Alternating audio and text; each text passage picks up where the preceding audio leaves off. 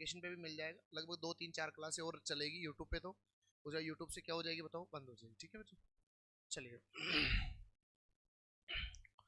कोई बात नहीं। आओ देखिए, आप सभी का जो टॉपिक चल रहा है, थोड़ी वॉइस कम करो।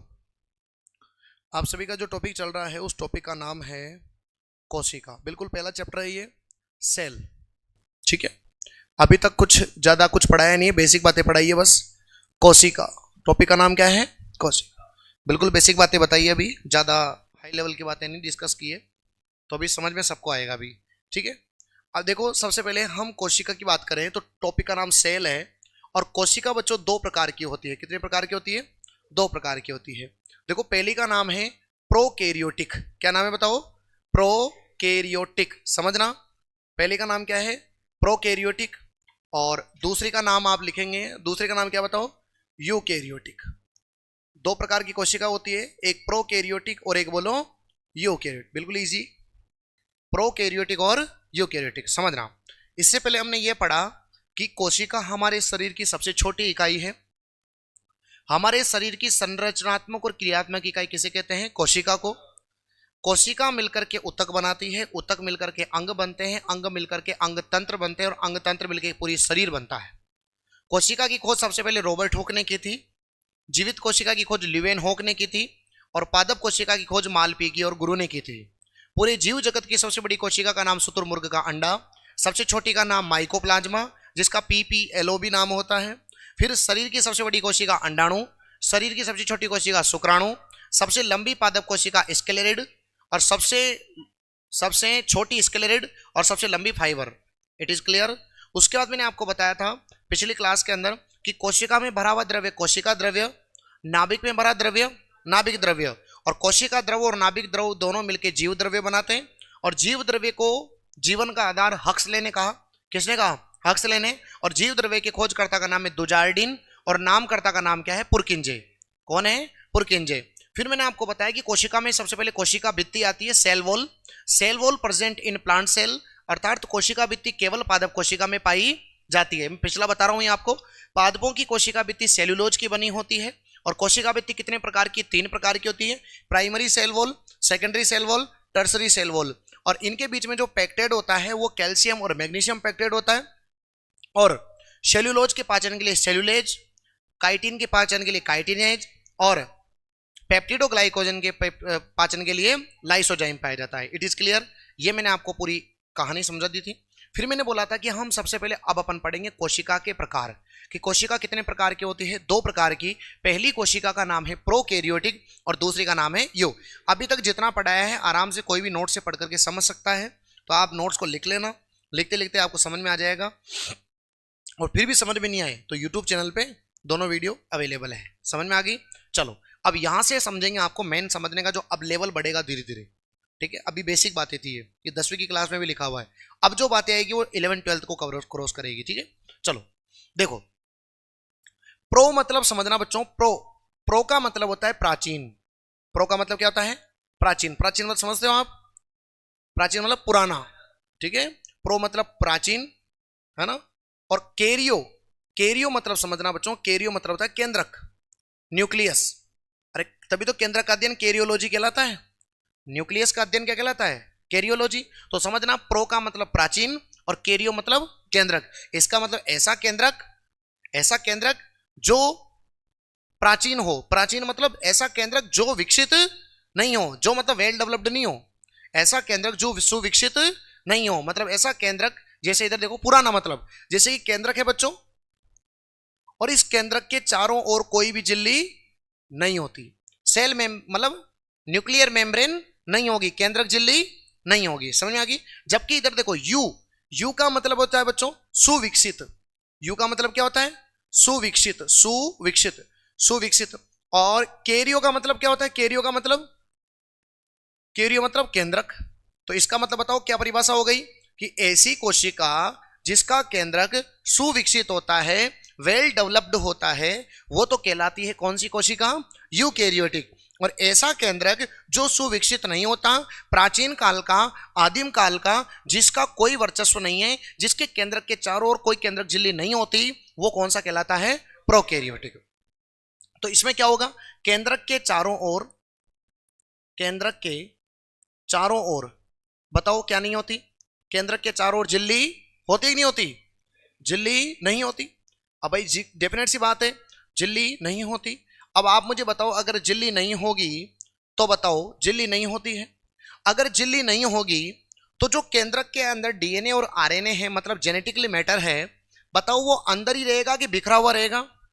नेचुरल सी बात है यार, अगर हमारे घर के चारों ओर दीवार नहीं होगी तो हम भगे भगे फिरेंगे इधर उधर, कंट्रोल नहीं रहेगा हमारा। तो नेचुरल सी बात है गुरुजी, तो क्या होगा इससे बताओ, आनुवांशिक पदार्थ कैसा होगा इसमें बताओ, आनुवांशिक पदार्थ मतलब जेनेटिकल मैटर, आनुवांशिक पदार्थ कैसा होगा, बिखरा हुआ होगा। बोलो सही बात है। अब इसका उल्टा उधर होता जाएगा है ना, इसका उल्टा उधर लिखेंगे अपन। बताओ इसके अंदर झिल्ली नहीं होती, इसके अंदर झिल्ली, पूरा तो तुम ही लिख लोगे ना। इधर अगर इसमें बिखरा हुआ है तो अगर चारों ओर झिल्ली होगी तो इसका मतलब जो सुसंगठित कैसा होगा बताओ, सुसंगठित, समझ गए क्या, समझ गए क्या, सुसंगठित मतलब वेल पैक्ड, बिल्कुल पैक फॉर्म में होगा ताकि बाहर बिखरा हुआ नहीं होगा। समझ में आ रहा है। आगे देखो, अब बताओ, मैंने कल भी बताया था कि केंद्रक के अंदर होती केंद्रिका, केंद्रक में क्या होती है, केंद्रिका, मतलब न्यूक्लियस में होता है न्यूक्लियोलस, मतलब केंद्रक में होती है केंद्रिका। तो इसके अंदर केंद्रिका होती है एब्सेंट, केंद्रिका क्या होती है बताओ, एब्सेंट, केंद्रिका होती है एब्सेंट। जबकि इसमें क्या होती है केंद्रिका, बोलो प्रेजेंट, केंद्रिका क्या होती है प्रेजेंट। इट इज क्लियर, समझना आगे। अब केंद्रिका हो गई, ये हो गया, ये हो गया और ये हो गया, और समझना। देखो बच्चों, अगर मैं और अंतर की बात करूं तो इसका आमाप, आमाप मतलब समझते हो कितना माप है, तो इसका माप होता है 0.1 से लेकर के 5 म्यू एम। कितना होता है बताओ, 0.1 से लेकर के 5 म्यू एम इसका माप होता है। समझ गए ना तुम, जैसे गेंद टाइप इतना माप होता है, जबकि इसका माप होता है 5 से लेकर के 10 म्यू एम। कितना होता है बताओ, 5 से लेकर के 10 म्यू एम होता है। ठीक है, अगला देखो, अंतर चलते जाएंगे क्योंकि एक सवाल अंतर से पिछली बार सेकंड ग्रेड में भी आया था, तो तुम्हारे भी आ सकता है। फिर वापस एक लाइन खींचेंगे और देखो, याद करने की आवश्यकता नहीं है, मेरी क्लास में बैठने से याद होता है, बस तुम सुनते जाओ। सबसे पहला है प्रोकैरियोटिक और दूसरे का नाम क्या बताओ, यूकैरियोटिक। समझना बच्चों, पहले का नाम प्रोकैरियोटिक और दूसरे का नाम यूकैरियोटिक, समझेंगे। देखो अगला अंतर देखो। नेक्स्ट अगर मैं बात करूं बच्चों, इसमें इसकी जो कोशिका भित्ति होती है, सेल वॉल, कोशिका भित्ति, सेल वॉल, ध्यान समझना। अगर मैं इसकी सेल वॉल की बात करूं, कोशिका भित्ति की बात करूं, तो आपको पता है प्रोकैरियोटिक कोशिका मेन जो पाई जाती है वो बैक्टीरिया में पाई जाती है। बोलो किसमें पाई जाती है, बैक्टीरिया हो गया, नील हरित शैवाल, ब्लू ग्रीन एल्गी, उनमें पाई जाती है, मतलब जो पुराने समय में जो जिनका डेवलप नहीं हुआ था उनमें। बाकी हमारे अंदर तो कौन सी है बताओ, eukaryote, because our nucleus are well developed. बोलो सही बात है ना। तो ध्यान से समझना बच्चों, कोशिका भित्ति इनकी किसकी बनी होती है, तो आप क्या बताओगे, पेप्टिडो, बोलो पेप्टिडोग्लाइकोजन, मैंने पढ़ाया था आपको, पेप्टिडोग्लाइकॉन किसकी बनी होती है, क्योंकि बैक्टीरिया की कोशिका भित्ति किसकी बनी होती है, पेप्टिडोग्लाइकॉन। या फिर एक नाम और लिखाया था, या फिर मैंने बताया था म्यूमेरिक एसिड, याद है क्या सबको, या फिर बताएंगे म्यूमेरिक एसिड। डन, कंप्लीट है। ये सेल वॉल, बैक्टीरिया की सेल वॉल किसकी बनी होती है, पेप्टिडोग्लाइकॉन, और ये के अंदर किस में पाया जाता है बताओ, प्रोकैरियोटिक में। तो सिंपल याद रह जाएगा। फिर बताओ हमारे अंदर सेल वॉल किसकी बनी होती है बताओ, cell wall, cell wall natural सी बात है किसकी बनी होती है बताओ, सेल्यूलोज। अरे पेड़ पौधे भी तो इसी में आएंगे, सेल्यूलोज, कौन सा लोज, सेल्यूलोज। या सेल्यूलोज नहीं मिलेगा तो फिर बताओ कौन सा मिलेंगे, हेमीसेल्यूलोज, तो इसी की बनी रहेगी। तो हमारी सेल वॉल किसकी बनी होती है, या तो सेल्यूलोज या फिर बोलो हेमीसेल्यूलोज। इट इज क्लियर, बिल्कुल आसानी समझ में आ रहा होगा आपको। फिर देखो अपन बात करते हैं कोशिका झिल्ली की, कोशिका झिल्ली, सेल मेम्ब्रेन। तो जो इसकी सेल मेम्ब्रेन होती है बच्चों, ये होती है पतली, कैसी होती है बताओ, पतली होती है। और इनकी जो सेल मेम्ब्रेन होती है वो थोड़ी क्या होती है बताओ, मोटी होती है। बोलो कैसी होती है, मोटी होती है। तो इसकी सेल मेम्ब्रेन पतली होगी और इसकी सेल मेम्ब्रेन कैसी होगी, मोटी, मतलब इसकी अपेक्षा मोटी होती है। समझ में आ गई। चलो अगला गुरुजी, और आप देखते हैं, देखो बच्चों हरित लवक, कौन सा लवक, हरित लवक, जानते हो हरित लवक, क्लोरोप्लास्ट, कौन सा प्लास्ट, क्लोरोप्लास्ट। यहां तो क्या होगा वो एब्सेंट, क्या होगा एब्सेंट, और यहां पर क्या होगा बताओ, बोलो क्या होगा, प्रेजेंट। और हरित लवक किसका काम करता है बताओ, प्रकाश संश्लेषण, फोटो सिंथेसिस। समझ में आ रहा है सबको, है ना। चलो अगला देखो, मैं बात करता हूं अगला, माइटोकॉन्ड्रिया। बोलो कौन सा कॉन्ड्रिया? माइटोकॉन्ड्रिया।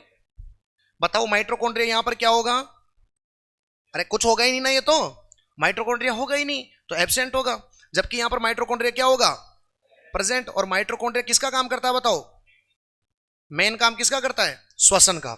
माइटोकॉन्ड्रिया हमारे अंदर, तभी तो कहते हैं अरे भाई हम श्वास लेते हैं तो सारी ऑक्सीजन किस में जाती है बताओ? माइटोकॉन्ड्रिया में, क्योंकि ग्लूकोज भी कहां पर जाता है? माइटोकॉन्ड्रिया में। तो हमारे अंदर माइटोकॉन्ड्रिया, तभी तो उसे कहते हैं पावर हाउस ऑफ सेल, अर्थात कोशिका का शक्ति गृह। किसे कहते हैं? माइटोकॉन्ड्रिया का। तो श्वसन का काम करता है। तो फिर गुरुजी इसमें कौन करता है श्वसन का काम? प्रश्न आ सकता है ये। तो प्रोकैरियोटिक कोशिका में जो श्वसन का काम करते हैं बच्चों, यहां पर जो श्वसन का कार्य होता है वो श्वसन का कार्य कौन करेंगे? तो आपको बताना है मीजोसोम। बोलो कौन सा सोम? मीजोसोम। क्या याद रखोगे बताओ? मीजोसोम। श्वसन का कार्य कौन करता है? मीजोसोम। अब समझो मीजोसोम क्या होता है। तो देखो जैसे ये तुम्हारी सेल है, ठीक है बच्चों, और इसमें ये माइटोकॉन्ड्रिया में ऐसे, तो जो ये जो कोशिका झिल्ली है ये थोड़ी सी अंदर की ओर धस जाती है, तो ये जो धसा हुआ भाग है ना, इसे अपन क्या कहते हैं बताओ? मीजोसोम। कोशिका के अंदर कोशिका झिल्ली, वो कोशिका झिल्ली अंदर धस जाती है, तो जो धसा हुआ भाग होता है उसे क्या कहते हैं बताओ? मीजोसोम। रह जाएगा याद? रह जाएगा याद? तो मीजोसोम जो होता है उसके द्वारा प्रोकैरियोटिक कोशिका में क्या होता है बताओ? श्वसन होता है। समझ में आ गया? चलो आगे देखो। बताओ कितने प्रकार की कोशिकाएं बताओ? दो। पहली का नाम प्रोकैरियोटिक। गुरुजी इतने सारे अंतर हैं क्या? हाँ, तभी तो कंटेंट बना। बाकी तो लिखाने में तो मैं 4 अंतर भी लिखा सकता हूं, लेकिन मजा तब है जब पूरा पढ़ो। 9, 10th, 11th, 12th first year पूरा कवर अप, टेंशन ही फ्री, तभी तो मजा आएगा। नहीं तो छोटा मोटा कंटेंट पढ़ना होगा तो फिर मेरे पास क्यों आते? है ना? जनरल साइंस नहीं है ये आपके बायोलॉजी, पर्टिकुलर बायोलॉजी वाला पोर्शन है ना? तो ये जनरल नहीं है। अभी जनरल में हम पुलिस वालों को पढ़ाते हैं, पुलिस वालों को 4 बातें लिखवाते हैं केवल। कितनी बातें? 4। और तुमको लिखवाते हैं 17 बातें, 17। तो फर्क यहाँ होता है, कंटेंट में अंतर आता है। कोशिका झिल्ली का उनका कोई मॉडल नहीं पढ़ाते उनको, हम पूरे मॉडल पढ़ाएंगे तुमको। कोशिका झिल्ली के कौन कौन से मॉडल आते हैं, किस किसने कौन कौन सा मॉडल दिया, तभी तो मजा आएगा पढ़ के। बहुत डेप्थ में लेके चलेंगे, क्योंकि अपने पास टाइम है और अभी पढ़ने का फायदा है। लेब असिस्टेंट का बेस तो हमारा 3 महीने पहले भी चलेगा एग्जाम से, लेकिन वो वैसे ही चलेगा। फिर सांस हूं बस, कुछ नहीं। फिर तो सीधा पीपीटी लगाऊंगा और तुम्हारे जो नोट्स हैं इन्हीं की पीपीटी बनवा के सीधा पढ़ा दूंगा, तो फिर फायदा उनको इतना नहीं होगा। आज अपन टाइम है तो अच्छा डीपली नॉलेज पढ़ पा रहे हैं, तुमको क्लास के क्लास में याद करवाया जाएगा, तो मेहनत की जाएगी, एक एक बच्चे पे काम किया जाएगा, और तभी जाकर के फायदा मिलता है। अन्यथा तो कुछ नहीं मिलेगा लाइफ के अंदर। अचीवमेंट्स उसे, और ये सबसे जल्दी नौकरी का माध्यम है, ये बात मान लेना आप। इससे जल्दी नौकरी किसी में भी नहीं मिलेगी। रीट में चल जाओ आप, 5-5 साल में वैकेंसी आती है, जिसमें भी पेपर आउट हो जाते हैं, जिसमें भी भयंकर भीड़ होती है, और रीट का पेपर को मास्टर तक देते हैं। मेरे जैसे कुछ है जो नहीं देते, बाकी अधिकतर मास्टर देंगे रीट के पेपर भी, हकीकत बता रहा हूं। तो तुम्हारा कंपटीशन मास्टरों से है, और मास्टर से ज्यादा तुम सीख पाओगे कि? तुम बताओ। मास्टर तो उसका सब्जेक्ट का ज्ञाता है वो तो उसको, तो इसलिए सबसे जल्दी कंपटीशन का और सबसे जल्दी नौकरी का माध्यम लैब असिस्टेंट। नौकरी भी जल्दी मिलती है और आसानी से मिल जाएगी। तुम रीट में बैठोगे, रीट में उनसे भी तुम्हारी लड़ाई होगी जो 3 साल से तैयारी कर रहा है। इसमें 3 साल वाला बंदा नहीं है, इसमें सब फ्रेशर है ज्यादातर। इसमें एमएससी वाला लेब असिस्टेंट की तैयारी नहीं करता, एमएससी वाला फिर फर्स्ट ग्रेड की करेगा। वो क्यों एमएससी के पीछे पड़ेगा, इसके लेब असिस्टेंट के पीछे पड़ेगा? बोलो मानते हो इस बात को? तो आप भी, नेचुरल सी बात है। तो इसमें क्या, तुम्हारी भीड़ भाड़ तुम में ही है। बाकी दूसरे एग्जाम में देख लो, रीट के पीछे पड़ जाओ। रीट के इतने सारे विद्यार्थी हैं जो तुम सोच नहीं सकते। 18 बैच तो मैं अभी ऑलरेडी खत्म कर चुका हूं। लक्ष्य 18 बैच, रीट के 18 बैच। अब सोचो अब कितने बैच होंगे। 18 बैच तो मैं आने के बाद खत्म कर चुका हूं, जबकि रीट का कोर्स बहुत लंबा है, 3-4-5 महीने लगते हैं कोर्स खत्म होने। तुमको लगेंगे कम से कम 6-7 महीने, तुमको पूरा 11th-12th पढ़ा रहा हूं, ठीक है? चलो, और इसके बाद तुम रीट भी पास कर लोगे, क्योंकि रीट में भी सेम सिलेबस है, तो तुमको अलग से एफर्ट नहीं लगाने पड़ेंगे। यही फिजिक्स, यही केमिस्ट्री और यही बायो, ठीक है? और बाकी ये सब में यही आता है। देखो आगे, अगला देखो, अगला आता है गोल्जी का है, या फिर देख लेते पहले अंतःप्रदवी जालिका, एंडोप्लाज्मिक रेक्टिकुलम। नाम तो सुने होंगे ना, ये अंतःप्रदवी जालिका नाम सुना होगा तुमने इसका, और इसे बोलते हैं अपन शॉर्ट में ER। याद है क्या? Endoplasmic reticulum. तो बताओ इसमें तो क्या होगी? बोलो एब्सेंट। और इसमें क्या होगी? प्रेजेंट। और ये किसका काम करती है? तो ये सिक्रेशन का काम करती है। मतलब किसका काम करती है? स्त्रवण। सीक्रेशन, सीक्रेट करती है किसी न किसी चीज का। अब किसका करती है, क्यों करती है, सब आगे की कहानी है। तो ये सीक्रेशन करती है, तो इनके अंदर तो सीक्रेशन होता ही नहीं है। फिर अंतःप्रदेवी जाली का निर्माण करती है, बताओ किसका, गोल्जी काय का। बोलो किसका करती है, गोल्जी काय का करती है। अब ये गोल्जी काय का करेगी गुरुजी, तो फिर देखो आप, गोल्जी काय का करेगी तो गोल्जी काय यहां तो क्या होगा, एब्सेंट, और यहां पर गोल्जी काय क्या होगा, प्रेजेंट। जो अंतःप्रदेवी जाली का काम करेगी वही ये काम करेगा, बताओ क्या काम करेगा, स्त्रवण करेगा, सिक्रेशन करने का काम करेगा। It is clear. फिर अगला देखो, अगला आता है बच्चों राइबोसोम। बोलो कौन आता है, सबसे इंपॉर्टेंट यही है, सबसे इंपॉर्टेंट यही है। इसमें पाया जाता है 70 एस प्रकार का राइबोसोम। कितने एस प्रकार का, 70। अब एस का मतलब तुम अभी मत समझो, क्योंकि वो जब तुमको मैं कोशिकांक पढ़ाऊंगा तो बताऊंगा। सेडिमेंट्री कॉफिशिएंट बोलते हैं इसको, सेडिमेंट्री गुणांक कहा जाता है। और एस भी मैं आपको बहुत पढ़ाऊंगा, अभी तुमको दिल गदगद हो जाएगा तुम्हारा। 70 एस भी कितने प्रकार का, फलनार, 55, 60, 80, बहुत लेंदी बताऊंगा। इतना तो लेवल 2 में भी नहीं बताऊंगा जितना तुमको बताऊंगा, लेकिन तुम्हारी एक भी चीज बाउंस नहीं होगी। बड़ी बात ये, चाहे वो मैथ्स का हो। भाई तुमको एक बहुत डीप बात भी बताऊंगा तुमको, लास्ट में भी आज बताऊंगा तुमको, जो तुम्हारे लिए बहुत बड़ा मोटिवेशन का काम करेगी। ठीक है, तो 70 एस प्रकार का राइबोसोम, और इसमें होता है कितने एस प्रकार का, बताओ 80 एस प्रकार का राइबोसोम। समझे आप मेरी बात को। इसका मतलब राइबोसोम एकमात्र ऐसा कोशिकांग है जो दोनों कोशिकाओं में पाया जाता है, इसमें भी और इसमें भी। तो प्रश्न आ सकता है ना, निम्न में से कौन सा कोशिकांग है जो प्रोकैरियोटिक और यूकैरियोटिक दोनों में पाया जाता है, तो क्या बताओगे, राइबोसोम। इसमें 70 और इसमें 80। एक ज्ञान की बात और समझाता हूं, माइटोकॉन्ड्रिया में, माइटोकॉन्ड्रिया इसी में आएगा ना, क्योंकि इसमें तो माइटोकॉन्ड्रिया होता ही नहीं है, इसमें तो मीजोसोम होता है। माइटोकॉन्ड्रिया में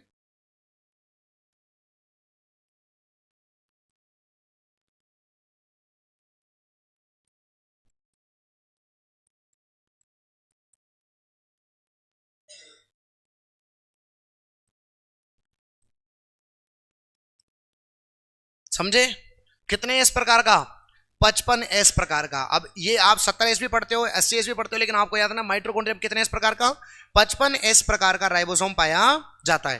हो जाएगा याद माइटोकॉन्ड्रिया, जबकि माइटोकॉन्ड्रिया किसमें आता है, यूकैरियोटिक में। तो कितना एस प्रकार का होना चाहिए, 80। लेकिन अपवाद है, अपवाद मतलब एब्सेंस। क्या है एब्सेंस, बताओ। माइटोकॉन्ड्रिया में 55 एस प्रकार का, कितने एस प्रकार का, 55 एस प्रकार का राइबोसोम पाया जाता है। इसमें पाया जाता है बच्चों नग्न डीएनए। कैसा डीएनए पाया जाएगा, नग्न। अब बताओ नग्न क्यों लिखा, नग्न डीएनए क्यों, क्योंकि चारों ओर झिल्ली, अरे कोई इंसान है उसके चारों कपड़े नहीं है तो वो नग्न ही तो है। इसमें नग्न डीएनए पाया जाता है, जबकि इसके अंदर पाया जाता है सुसंगठित। लिख दिया था मैंने पहले ही ये पॉइंट। कैसा मिलेगा बताओ, सुसंगठित। फिर गुरुजी इसको दोबारा क्यों लिखा, ज्ञान की बात है। अब बताओ डीएनए पर कौन सा प्रोटीन होता है, हिस्टोन प्रोटीन। कौन सा प्रोटीन, पिछली बार रेट में आया था सवाल। जब डीएनए नग्न है तो यहां पर जो हिस्टोन प्रोटीन होगा वो एब्सेंट होगा। हिस्टोन प्रोटीन क्या होगा, एब्सेंट। हिस्टोन प्रोटीन क्या होगा बच्चों, एब्सेंट। और जबकि यहां पर हिस्टोन प्रोटीन क्या होता है बताओ, प्रेजेंट। ये सवाल आया था पिछली बार रेट में। आई बात समझ में। अरे जब डीएनए ही नग्न है, जब डीएनए ही क्या है बताओ, नग्न है, तो नग्न डीएनए होगा तो नेचुरल सी बात है, अगर नग्न डीएनए है तो फिर वहां पर हिस्टोन प्रोटीन होगा ही नहीं, क्योंकि डीएनए किससे बना होता है, हिस्टोन प्रोटीन से। कौन सा प्रोटीन, हिस्टोन प्रोटीन। अगर यहाँ डीएनए नग्न है तो फिर हिस्टोन प्रोटीन होगा ही नहीं, और अगर यहाँ पर डीएनए बढ़िया तरीका का है तो इसका मतलब उसके अंदर हिस्टोन प्रोटीन होगा। तो इसको मैं पूरा, तुम खुद लिखना है ना, तुम ऐसे मत लिख लेना। हाँ, पता लगा एक तो बाद में 2 महीने बाद तुमको कुछ याद ही नहीं रहा ये क्या लिखा था यहाँ पे। तो हिस्टोन प्रोटीन बोलो क्या होगा, प्रेजेंट होगा। It is clear. आगे देखो कौन कौन से थे, एक तो प्रोकैरियोटिक और एक बोलो यूकैरियोटिक। ये लो, एक का नाम प्रोकैरियोटिक, अब शॉर्ट पे आ गया मैं, है ना। और एक का नाम बोलो क्या है, यो। अब तो तुमको नाम भी याद हो गए होंगे, है ना। श्वसन हो गया। उसके बाद देखो बच्चों, प्रोकैरियोटिक की बात करें तो इसमें जनन, रिप्रोडक्शन, जनन। देखो बच्चों, इनमें जनन होता है असूत्री विभाजन से। कौन सा विभाजन है, 3 विभाजन सुने होंगे तुमने सेल डिवीजन में, एमाइटोसिस, मियोसिस सुने हैं क्या, और माइटोसिस। 3 सुने होते हैं ना। तो तीनों विभाजन होते हैं, अर्धसूत्री विभाजन, समसूत्री विभाजन और असूत्री विभाजन। तो इनमें कौन सा विभाजन होता है बताओ, असूत्री, क्योंकि इसमें अंदर कुछ होता ही नहीं है। इनमें कौन कौन सा विभाजन होता है, तो या तो इसमें बताओ कौन सा होता है, अर्धसूत्री, या तो कौन सा होगा, अर्धसूत्री, या फिर बताओ पेड़ पौधों में कौन सा होता है, समसूत्री। बोलो कौन सा सूत्री, समसूत्री विभाजन। अरे भाई पता है ना सबको, मेरे बेटे में जो मेरे गुणसूत्र जाएंगे वो मेरे से आधे ही जाएंगे, आधे मम्मी से आधे पापा से, तभी सो 23 और 23 कितने होते हैं? 46। अगर पूरे पूरे जा रहे होते तो मेरे 46, मेरी पत्नी के 46, मेरे बच्चे में 92 गुणसूत्र हो जाते। क्या ऐसा हो सकता है क्या? नहीं। हमारे अंदर कौन सा विभाजन होता है? अर्धसूत्री। और पेड़ पौधों में क्लोन बनता है। क्लोन क्यों बनता है? कि कौन सा विभाजन होता है? समसूत्री। एजीटी जैसे कैसे जाते हैं, अगर हमारे अंदर भी ऐसे कैसे जाते तो एक और राहुल सर तैयार हो जाते हैं फिर। अब तक तो समझ आ जाते ना, ऐसा नहीं हो सकता। तो इनमें होता है असूत्री विभाजन और इसमें होता है अर्धसूत्री विभाजन, है ना। ये होते हैं अगुणित। बोलो कैसे होते हैं? अगुणित, हिप्लोइड। और ये होते हैं द्विगुणित, डिप्लोइड। द्विगुणित, बोलो कौन से गुणित? द्विगुणित। अरे यार ये एन मम्मी से आते हैं, एन पापा से आते हैं, दोनों से मिला के क्या होते हैं? 2n। 23 पापा से और 23 मम्मी से, कितने हो गए टोटल? 46। पता ना आपको, अंडाणु में, अंडाणु मतलब ओवम, ओवम में 23, स्पर्म में भी 23, 23 और 23 46, एन और एन 2n, तो कितने हो गए? डिप्लॉइड हो गया ना, द्विगुणित। और यहां पर बताओ कैसा होता है? अगुणित। क्या बताओ तुमको समझ में आ रहा है? प्रोकैरियोटिक। तो अगर सवाल आवे सत्य असत्य कथन करके तो तुम कर आओगे ना सवाल को आराम से। तो एक तो थी प्रोकैरियोटिक और एक कौन सी होती है? यूकैरियोटिक। दोबारा से एक बार हल्का से रिवाइज करेंगे अपन। प्रोकैरियोटिक का मतलब होता है बच्चों ऐसा केंद्रक जो सुविकसित नहीं होता, जिनके चारों ओर केंद्रक झिल्ली नहीं होती। इसका मतलब अनुवांशिक पदार्थ बिखरा हुआ होता है, केंद्रिका झिल्ली नहीं होती, केंद्रिका भी नहीं होती, और इस वजह से सारा जो है वो बिखरा हुआ मामला होता है। नग्न डीएनए होता है और इसी वजह से हिस्टोन प्रोटीन नहीं होता। जितने भी कोशिकांग होते हैं वो सारे कोशिकांग पाए ही नहीं जाते, और इधर सारे कोशिकांग पाए जाते हैं, बस किसको छोड़ के? राइबोसोम। राइबोसोम इधर भी होता है, इधर भी होता है। इधर श्वसन करने वाला माइटोकॉन्ड्रिया होता है और इधर श्वसन करने वाला मेजोसोम होता है। मेजोसोम क्या होता है? कोशिका झिल्ली का अंदर 10वां भाग क्या कहलाता है बताओ? मेजोसोम कहलाता है। फिर मैंने आपको बताया सारे एब्सेंट रहते हैं, केवल किसको छोड़ के? राइबोसोम को छोड़ के। और लास्ट में मैंने आपको बताया कि यहां कौन सा विभाजन? असूत्री, और यहां अर्धसूत्री और समसूत्री। और यहां पर गुणन अवस्था कैसी होती है? अगुणित। और यहां पर बोलो द्विगुणित। बोलो क्लियर है? चलो लिखो इसको फटाफट।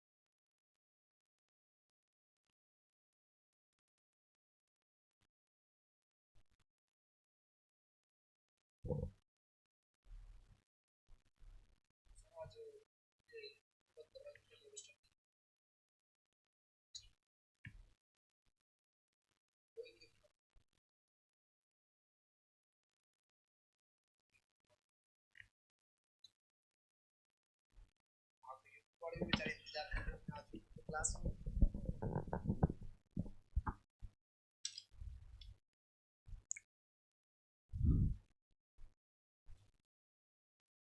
अपलोड करवा दूंगा इसको मैं। पढ़ने तो बच्चों का किसी का हित हो जावे तो ठीक है, 2-5 तो पढ़ेंगे जी लेक्चर। पूरा यूट्यूब पे पॉसिबल नहीं हो सकता है ना, इतने सारे कोर्सेज होते हैं। यूट्यूब केवल एक रिवीजन का माध्यम है। अब जब तुम्हारा कोर्स हो जाएगा तो फिर अपन एमसीक्यू करेंगे तो वो यूट्यूब पे ही तो करेंगे, ठीक है। और इसके अलावा सुबह तुम फ्री रहा करो ना, तो सुबह 11:30 बजे एक क्लास आती है यूट्यूब पर, उसको देखा करो, वो तुम्हारे काम की है। ये आती है मेन चैनल पे, लक्ष्य क्लासेज उदयपुर पे आती है। ये देखा करो क्लास रोज, नियम बना लो। लक्ष्य क्लासेज उदयपुर, जूनियर पे नहीं आएगी ये, उदयपुर पे आती है मेन चैनल। लक्ष्य क्लासेज उदयपुर जो मेन चैनल है ना अपना, उस पे उसको देखा करो। सुबह 11:30 से 12:30 1 घंटा होती है। जैसे कल मैं उसमें बॉटनी पढ़ाऊंगा तो तुम्हारे काम आएगी वो।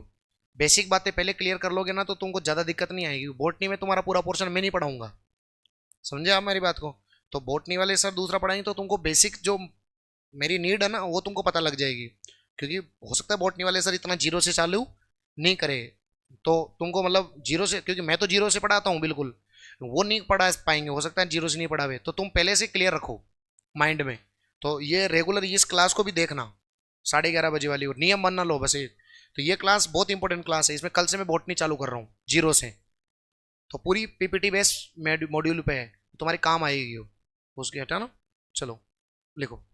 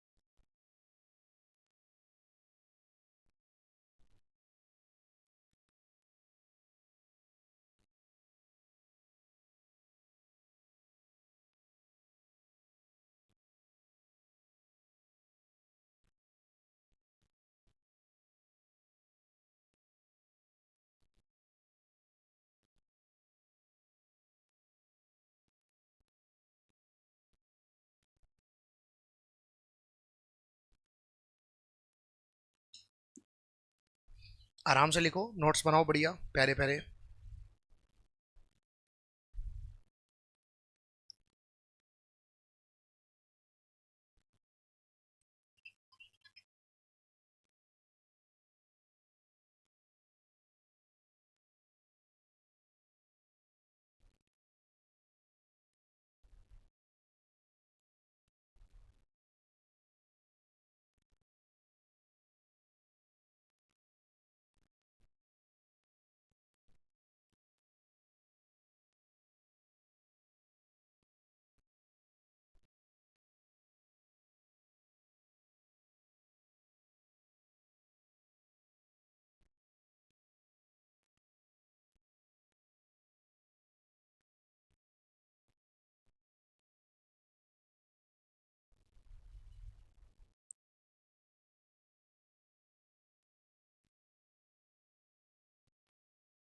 लिख लिया क्या?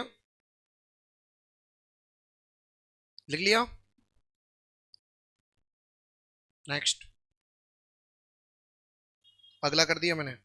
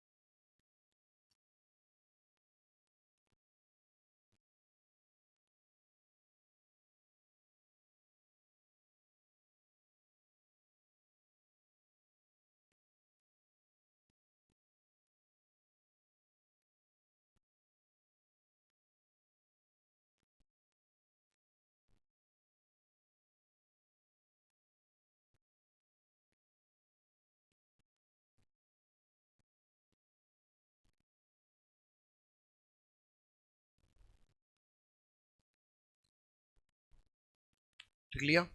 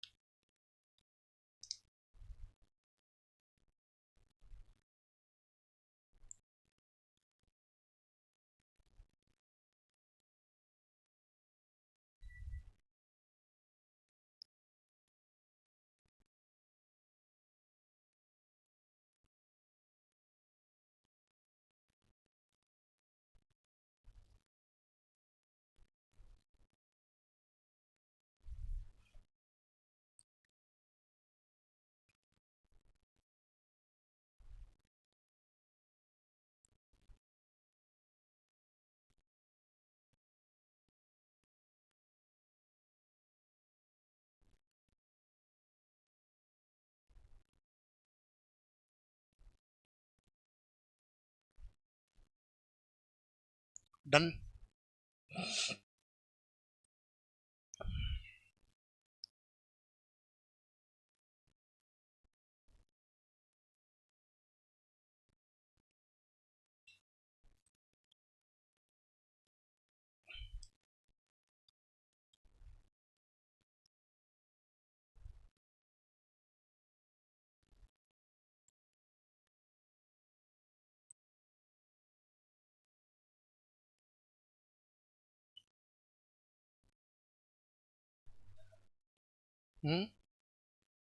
शायद मियोसिस, मियोसिस।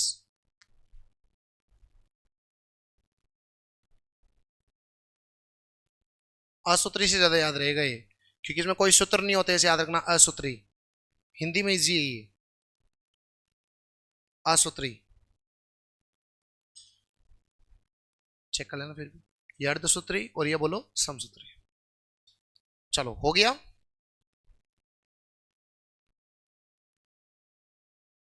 हो गया। चलो ध्यान लगाओ, ये तो आप सभी समझ गए होंगे प्रॉपर वे में कि ये अगुणित होता है, ये कैसा होता है बताओ, द्विगुणित। अब देखो बच्चों, यहां पर डीएनए और आरएनए का अनुपात सुनिएगा, डीएनए और बोलो आरएनए का अनुपात, और इधर भी अपन लिखेंगे डीएनए और आरएनए का अनुपात, ठीक है ना। हमारे अंदर डीएनए ज्यादा होता है बच्चों, तो 2 अनुपात कितना होगा बताओ, 1 होगा, बोलो सही है। और इसके अंदर आरएनए ज्यादा होता है, तो फिर अनुपात कितना होगा बताओ, 1:2, 1:2 लिखिए।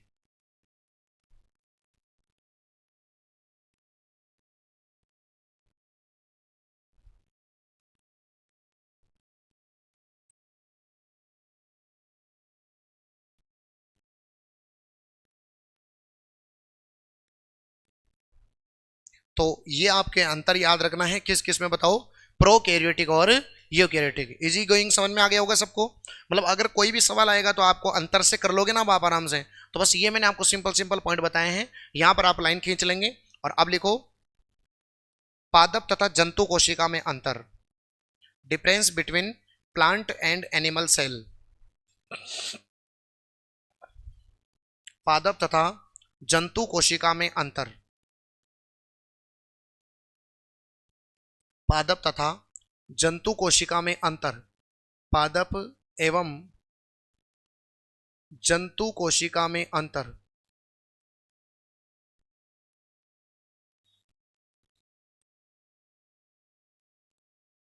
पादप और जंतु कोशिका में अंतर, ठीक।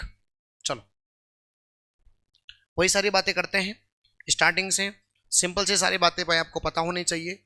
एक तरफ लिखेंगे बताओ कौन सी कोशिका, पादप कोशिका, और एक तरफ क्या लिखेंगे बताओ, जंतु कोशिका। एक बार प्लांट और एक बार एनिमल, 2 प्रकार की सेल होती है। तो देखो पहली पहली बातें, जो जो बातें इंपॉर्टेंट है, सबसे पहली बात तो आप जानते ही हैं, इसके अंदर बताओ सेल वॉल प्रेजेंट होती है कि एब्सेंट, प्रेजेंट होगी। तो कोशिका भित्ति पाई जाती है, बोलो सही है, कोशिका भित्ति पाई जाती है। और इसके अंदर कोशिका भित्ति नहीं पाई जाती, को सेल वॉल होती नहीं है। दूसरी बात, कोशिका भित्ति किसकी पाई जाती है इधर, सेलुलोज की। किसकी पाई जाती है, सेलुलोज। तो इसमें कोशिका भित्ति पाई जाती है, इसमें कोशिका भित्ति नहीं पाई जाती। इसमें देखना बच्चों वैक्यूल्स, वैक्यूल्स मतलब होता है रसधानी। कौन सी धानी, रसधानी। इसमें रसधानी बड़ी होती है, कैसी होती है बताओ, बड़ी।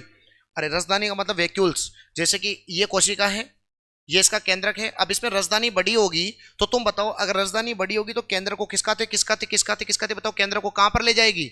परिधि पर। कहां पर ले जाएगी? परिधि पर। तो इसमें जो केंद्र की स्थिति होगी, बताओ वो केंद्र की स्थिति कैसी होगी? बताओ, ये सवाल आ चुका है भाई। केंद्र की स्थिति, केंद्र की स्थिति कैसी हो जाएगी बच्चों?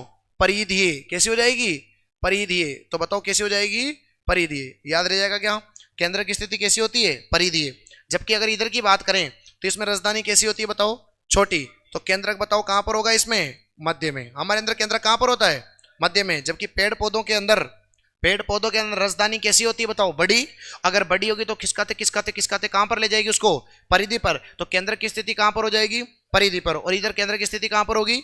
मध्य में। और बताओ अंतर क्या क्या होते हैं?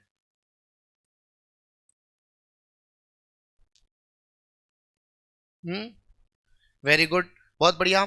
आपको पता है यहां पर बताओ क्या प्रेजेंट होता है? क्लोरोप्लास्ट। क्लोरोप्लास्ट। अब बताओ क्लोरोप्लास्ट होगा प्रेजेंट, मतलब कि क्लोरोप्लास्ट मतलब क्या होता है बच्चों? हरित लवक। अगर हरित लवक आपके प्रेजेंट है बच्चों, तो इसका मतलब यहां पर बताओ क्या होगा?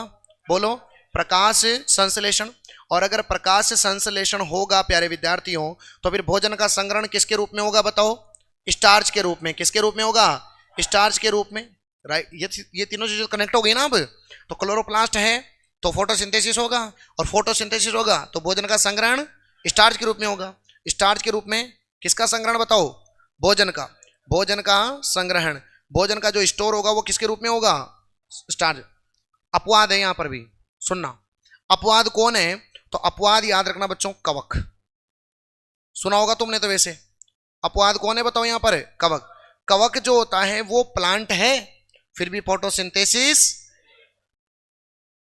इट इज क्लियर भाई? फोटोसिंथ भाई, अगर मान लो प्लांट है, तो प्लांट है तो फिर इसके अंदर क्लोरोप्लास्ट होना चाहिए, और क्लोरोप्लास्ट होना चाहिए तो फिर फोटोसिंथेसिस करना चाहिए। और फोटोसिंथेसिस जो करते हैं वो स्वपोषी होते हैं। स्वपोषी मतलब अपना भोजन स्वयं बनाते हैं, ऑटोट्रोपिक, है ना? तो बताओ ये कैसे होते हैं बताओ? स्वपोषी। तो ये सारे अंतरित हो गए हैं, ये सारे अंतरित हो गए अब। तो एक से दो, दो से तीन, तीन से तीन, चारों कनेक्ट हैं। ये पादप हैं, फिर भी फोटोसिंथेसिस नहीं करता। फोटोसिंथेसिस क्यों नहीं करता? क्योंकि क्लोरोप्लास्ट नहीं होता, और क्लोरोप्लास्ट नहीं होता इसका मतलब खुद का भोजन नहीं बनाता। इसका मतलब स्वपोषी नहीं होता। कैसा होता है फिर? वो परपोषी, हेटेरोट्रोपिक, विषम पोषी, जो दूसरों के ऊपर डिपेंड करता है। आई बात समझ में? इसलिए मैंने अपवाद क्या लिखा बताओ? कवक। अब इसके सब उल्टे हो जाएंगे। बताओ इधर क्लोरोप्लास्ट क्या होगा? एब्सेंट हो गया। फिर इसका मतलब फोटोसिंथेसिस नहीं होगा। इसका मतलब भोजन का संग्रहण इसमें किसमें होता है? स्टार्च में। और हमारे अंदर भोजन का संग्रहण होता है ग्लूकोज नहीं, ग्लाइकोजन। और ग्लाइकोजन का संचय बॉडी में कहां पर होता है? बोलो। लीवर में। आप जितना खाना खाते हो खा लेते हो, बाकी बचा हुआ जो ग्लूकोज होता है वो ग्लूकोज किसके रूप में स्टोर हो जाता है? ग्लाइकोजन। और किसके अंदर स्टोर होता है? लीवर में। किसमें होता है? लीवर में। इसीलिए तो ग्लाइकोजन को बोलते हैं,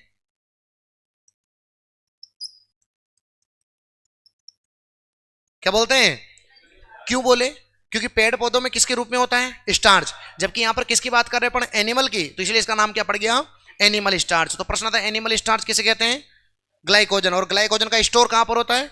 लीवर में। बताओ ये कौन से पोषी है? तो इनके ऊपर जो डिपेंड करेंगे, हम डिपेंड करते हैं इनके ऊपर, तो हम क्या कहलाएंगे बताओ? परपोषी। कौन से पोषी कहलाएंगे? परपोषी। परपोषी मतलब हेटेरोट्रोपिक। ये ऑटोट्रोपिक, और ये बोलो हेटेरोट्रोपिक। It is clear? एक ज्ञान की बात बताता हूं तुमको, मजेदार।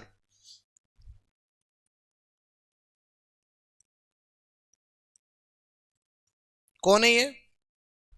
युगलिना। युगलिना जंतु एक पादप है? जंतु है, एनिमल है, फिर भी फोटोसिंथेसिस करता है।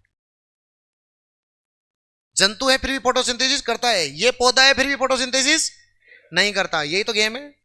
ध्यान रखना बच्चों। युगलिना, युगलिना के अंदर ये प्रकाश संश्लेषण होता है, फोटोसिंथेसिस होता है, और फोटोसिंथेसिस होता है इसी वजह से ये अपना भोजन स्वयं बनाएगा। अरे स्वयं बनाएगा अपना भोजन, और इसी वजह से इसको बोलते हैं बच्चों हरा प्रोटोजोआ। इसे क्या बोलते हैं? हरा प्रोटोजोआ। क्या बोलते हैं इसे? हरा प्रोटोजोआ। तो और इसका सबसे इंपॉर्टेंट सवाल बनता है कि यह यह पादप और जंतु जगत के बीच की कड़ी है। पादप और जंतु जगत के बीच की क्या है बताओ? कड़ी। This is the joint of animal and plant cell. Definite सी बात है क्या? एनिमल काम कैसे कर रहा है? प्लांट जैसे फोटोसिंथेसिस कर रहा है। अरे भाई है तो क्या भाई, मान लो हो तो लड़का और काम करे लड़कियों जैसे, वैसे कर रहा है ये, तो क्या बोलेंगे उसको कि लड़के और लड़कियों के दोनों का बीच का है मामला। तो ये मामला बीच का है कौन? जंतु। काम कैसे कर रहा है? पादप जैसे कर रहा है, तो इसलिए इसको बोलते हैं पादप और जंतु जगत के बीच की कड़ी। देखो सजीव और निर्जीव के बीच की कड़ी तो बोलते हैं वायरस को। सजीव क्योंकि बाहर पड़ा रहेगा जब तक वायरस कोई काम नहीं करता, निर्जीव। लेकिन बॉडी में जाते हैं कैसा हो जाता है? सजीव। तो सजीव और निर्जीव के बीच की कड़ी तो किसे कहते हैं? वायरस को। और पादप और जंतु जगत के बीच की कड़ी किसे कहते हैं? यूग्लिना।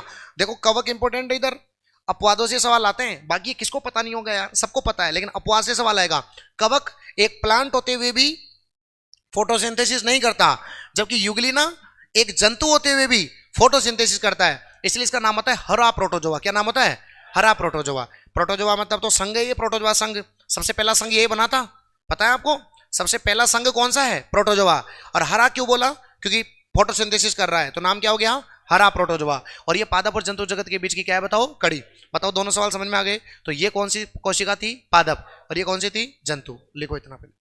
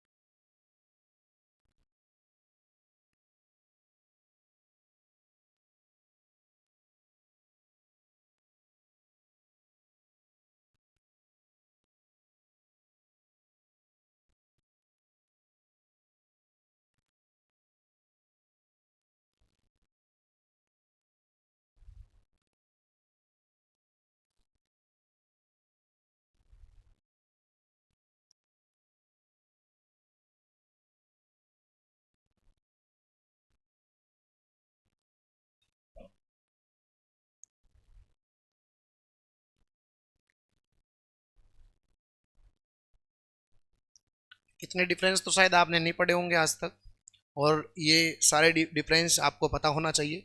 अभी भी केवल बेसिक चल रहा है सेल का, अभी तक अपन सेल के उस जगह नहीं पहुंचे हैं। अभी तो केवल ये बातें हैं जो आपको पता होनी चाहिए। अभी धीरे धीरे अपन चीज़ों चीज़ों को लेकर के चलेंगे। अभी कल अपन ने कोशिका भित्ति के बारे में पढ़ा, इंपॉर्टेंट पॉइंट्स पढ़े, ठीक है। फिर अपन ने दोनों में अंतर पढ़ा। अब अपन कल से चालू करेंगे कोशिका झिल्ली, सेल मेम्ब्रेन। क्या चालू करेंगे? सेल मेम्ब्रेन, कोशिका झिल्ली। और कोशिका झिल्ली में किस प्रकार काम होता है, कैसे कौन से मॉडल आते हैं, वो अपन पढ़ेंगे अब, ठीक है। अब कल से चलेगा थोड़ा सा और लेवल। सेल सेल वॉल तो कंप्लीट करा दी मैंने, है ना। सेल वॉल के बाद अब सेल मेम्ब्रेन कल से चलेगी। कोशिकाओं के प्रकार कंप्लीट हो गए, ठीक है, लिख लिएगा तुमने। चलो देखो ध्यान से, नंबर 4 इधर देखो, यहां पर जो माइटोकॉन्ड्रिया होता है, ध्यान दो, लिखो मत, माइटोकॉन्ड्रिया बच्चों, इसमें जो माइटोकॉन्ड्रिया होता है वो होता है गोलाकार। कैसा होता है बच्चों? गोलाकार। या फिर बच्चों होता है अंडाकार। कैसा होता है बताओ? अंडाकार। या तो गोलाकार होगा या फिर कैसा होगा? अंडाकार। जबकि इसमें जो माइटोकॉन्ड्रिया होता है, ध्यान से समझना, इसमें जो माइटोकॉन्ड्रिया होता है वो होता है नली के रूप में, मतलब कि ट्यूब्स के रूप में। अरे हमारे अंदर ऐसे ही तो होता है माइटोकॉन्ड्रिया, तो हमारे अंदर कैसा होगा बताओ? नलिकाकार, मतलब ट्यूब के फॉर्म में होगा, नलिकाकार। It is clear? यस। फिर उसके बाद देखो नंबर 5 तारककाय। तारककाय, सेंट्रियोल। तारककाय, तारककाय करता है सेल डिवीजन का काम। इधर देखो, तारककाय करता है सेल डिवीजन। और यहां पर जो तारककाय होगा वो पेड़ पौधों में नहीं होता। पेड़ पौधों में को सेल डिवीजन के लिए तारककाय नहीं होता, सेंट्रियोल नहीं होता। क्या नहीं होता? सेंट्रियोल। तो यहां पर बताओ सेंट्रियोल क्या होगा बच्चों? एब्सेंट। जबकि यहां पर सेंट्रियोल क्या होगा? प्रेजेंट। बोलो क्या होगा? प्रेजेंट। और इसी वजह से तो सेल डिवीजन होता है। उसके बाद number last and final point, जो यहां पर सेल डिवीजन होता है, सेल डिवीजन, कोशिका विभाजन, जो सेल डिवीजन होता है ये होता है मध्य पट्टिका द्वारा। कौन सी पट्टिका? मध्य पट्टिका। और मध्य पट्टिका को बोलते हैं सेल प्लेट। कौन सी प्लेट बोलते हैं? है ना, तो अंग्रेजी में बोलेंगे सेल प्लेट के द्वारा। और इसमें जो सेल डिवीजन होता है वो होता है खांच विधि। कौन सी विधि? खांच विधि। आप बोलेंगे गुरुजी खांच विधि क्या? व्हाट इज खांच विधि? मैं बताता हूं। गुब्बारा देखा? गुब्बारा बीच में से पकड़ लो, बीच में से पकड़ा, आधा इधर और आधा इधर। अरे नहीं देखा क्या? बचपन में चरपटी बनाई होगी वो एक इतनी सी, फिर उसमें पकड़ कर फिर किसी के सिर में फट फट फोड़ देते थे। तो जो उसको बीच में से पकड़ते हैं, एक चरपटी इधर एक चरपटी इधर आ जाती थी ना, तो उसको बोलते बीच में से खांच के अलग कर देना। जैसे पकड़ा, आधा इधर और आधा इधर, तो ये कौन सी विधि हो गई? खांच विधि। तो सेल डिवीजन इसमें कौन सी विधि के द्वारा होता है? खांच विधि। और इसकी में कौन सी विधि के द्वारा होता है? मध्य पट्टिका। तीनों भी लिख लो फटाफट।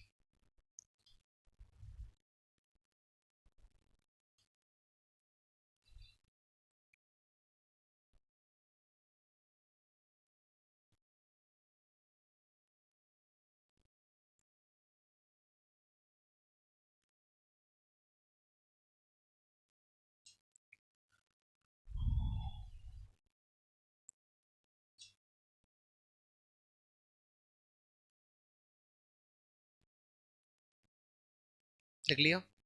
चलो चलो करो कॉपी बंद। आज का हो गया काम अपना पूरा, ठीक है। ध्यान लगाओ सभी प्यारे विद्यार्थी। देखो बच्चों, आज की क्लास में अपन ने क्या क्या पढ़ा, कर दो कॉपी बंद, हो गया। देखिए चलो आओ वापस से आओ कोशिका पे। हमारा टॉपिक कौन सा चल रहा है बताओ? कोशिका। और शायद मेरे हिसाब से तीसरा चौथा लेक्चर है ये। और इसके अंदर अपन ने देखो कोशिका में क्या क्या पढ़ लिया, सुनो।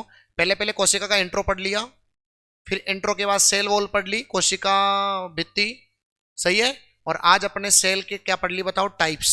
सेल के क्या पढ़ लिए? टाइप्स। तो ये दोनों का तो रिवीजन में करवा रहा हूँ टाइम टू टाइम।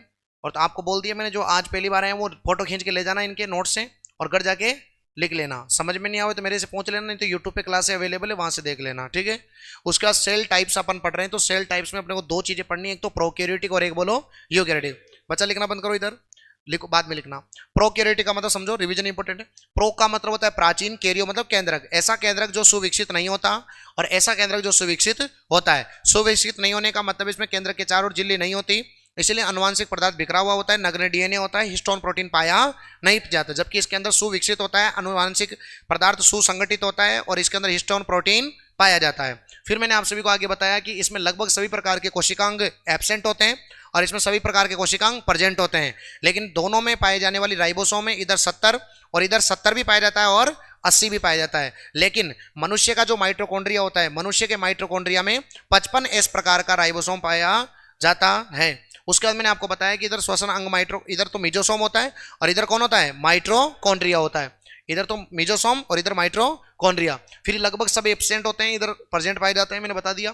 फिर मैंने फाइनली बताया कि इधर जो होता है डीएनए और आरएनए का रेशियो की बात करेंगे तो इधर 1:2 और इधर 2:1, इधर डीएनए कम होता है और इधर डीएनए ज्यादा होता है। फिर मैंने बताया पादप कोशिका और जंतु कोशिका में अंतर, तो मैंने बहुत क्लियरली आपको समझाया। क्या समझाया, तो ध्यान से समझेंगे आप कि पादप और जंतु कोशिका में अंतर की बात करें तो जो पादप और जंतु कोशिका की बात करें तो यहां पर कोशिका भित्ति पाई जाती है, उधर होती नहीं है। राजधानी कैसी होती है, बड़ी, इधर राजधानी छोटी। अगर राजधानी बड़ी है इसका मतलब केंद्र को किसका कहां पर ले जाएगी, परिधि पर। अब जब यहाँ पर हरित लवक होगा तो फिर प्रकाश संश्लेषण भी होगा और भोजन किसके रूप में होगा, स्टार्च, और कौन से पोषी, स्व। लेकिन पादप अपवाद कौन है, कवक। और एक अपवाद और होता है अमरबेल। कौन सी बेल होती है, अमरबेल। जो अमरबेल होती है और जो कवक होता है वो इसके अपवाद होते हैं। उसके बाद माइट्रोकॉन्ड्रिया यहाँ पर कैसा होता है, गोलाकार, जबकि यहां पर कैसा होता है, नलिकाकार। यहां पर तारक का है एब्सेंट, यहां तारक का है प्रेजेंट। और सेल डिवीजन मध्य पट्टिका द्वारा और यहां पर सेल डिवीजन खांच विधि के द्वारा। इस प्रकार आपको पादप और जंतु कोशिका में अंतर देखना है। मुझे विश्वास है कि आपको समझ में आया होगा और मुझे पता है आप अमरबेल लिखे बगैर नहीं रहेंगे, है ना। बहुत बहुत धन्यवाद।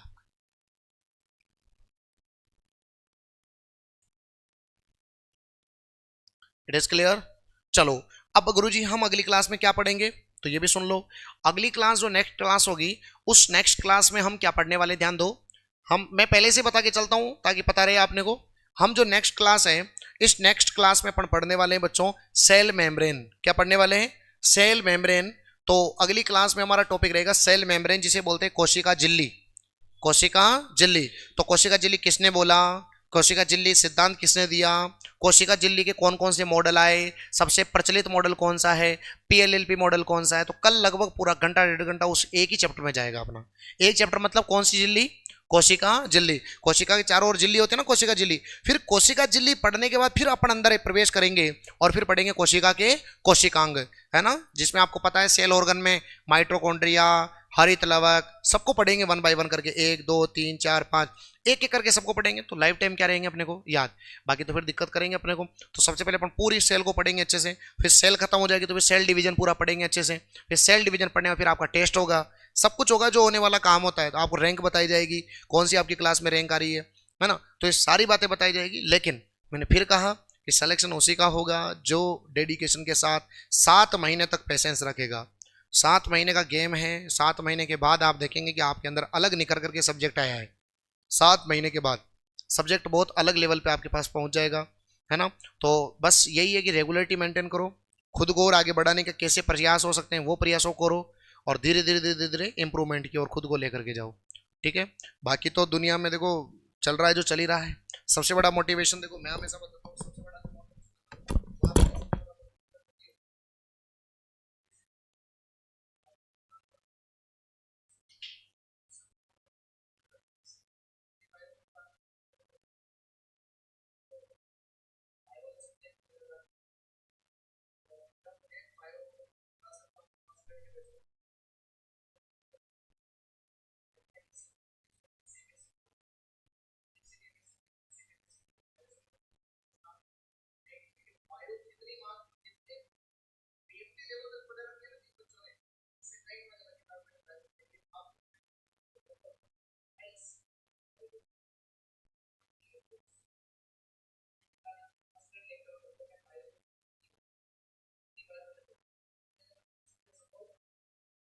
करने वाले को ताकत है। मैथमेटिक्स से आप लेके आप कंप्यूटर में biology civil application civil application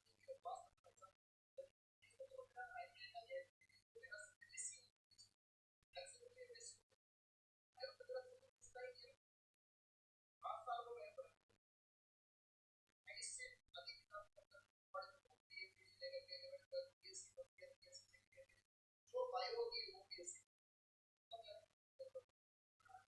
mathematics का मतलब आपने बायो तैयार कर सकते हैं